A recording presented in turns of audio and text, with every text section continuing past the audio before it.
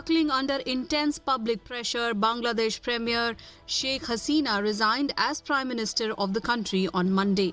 Her resignation followed massive student-led protests against a controversial quota system that guaranteed up to 30% of government jobs to descendants of the 1971 war veterans.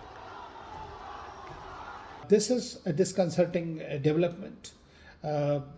But at the same time, this is for the people of Bangladesh to decide how they wish to be run and how they wish to be politically moved in that. But today, the army is taken over, and apparently we understand that some kind of interim government of technocrats will be formed, and that government will run the country in near future, and hopefully the elections will be held, because that is extremely important for the country. Because if the army continues to, or wishes to continue in power, like it does have a history of coups and others, and then we might see a bigger problem in the country and the region. The protests began in late July after student activists at Dhaka University clashed with the police.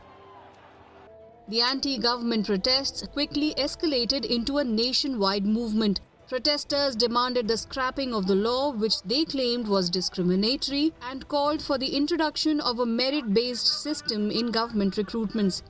Critics alleged that the law unfairly favors supporters of the ruling Awami League party led by Sheikh Hasina.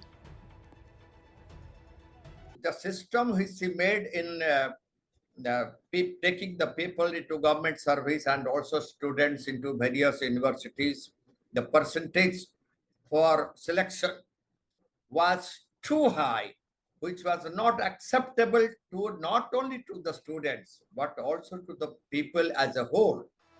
The daughter of the country's founder, Sheikh Mujibur Rahman, Sheikh Hasina ruled Bangladesh for close to 2 decades over separate terms.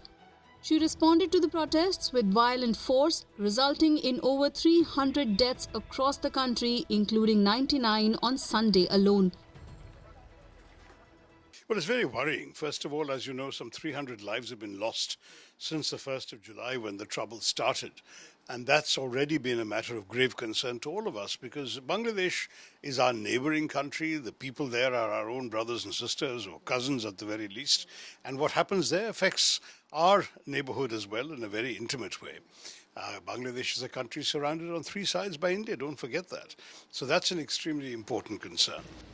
India faces a dilemma with Sheikh Hasina's departure, losing a trusted regional partner.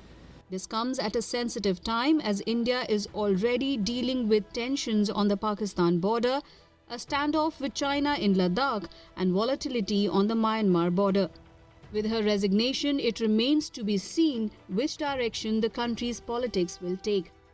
Meanwhile, Bangladesh Army Chief Waqaruzzaman announced on Monday that an interim government will be formed to run the country.